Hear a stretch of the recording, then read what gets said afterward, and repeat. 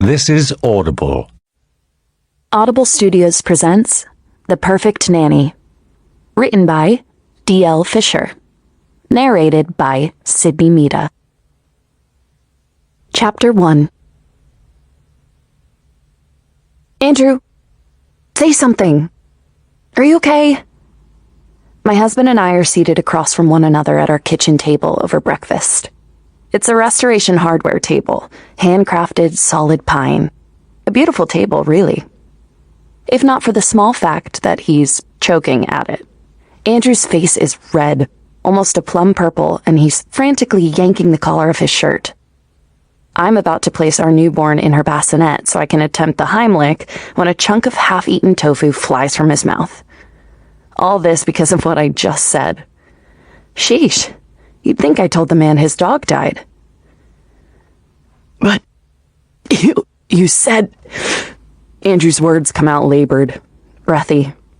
I watch as the vein on his temple throbs.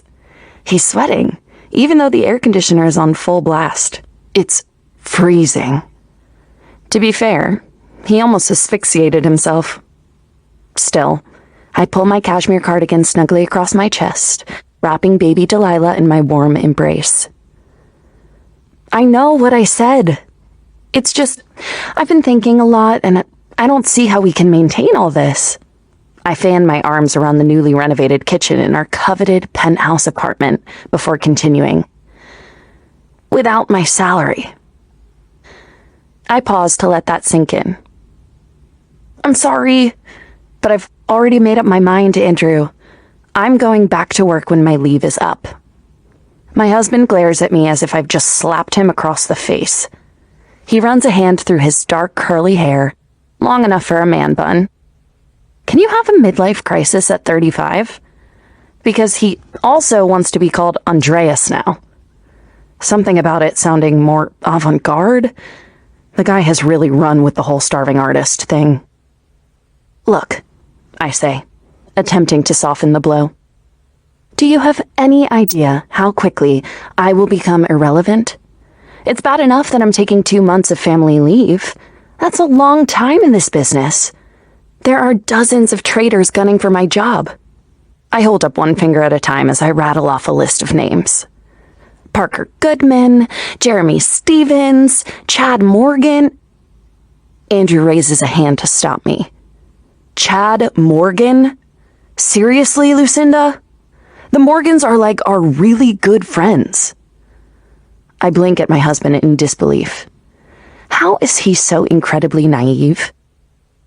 That doesn't mean he doesn't want my clients. I get it, okay? He doesn't. But your clients love you, Lucinda. You don't have to go back to work so soon. Andrew motions towards the built-in desk in our kitchen, piled with teddy bears, rattles, and enough onesies to clothe a small village. It's been a month.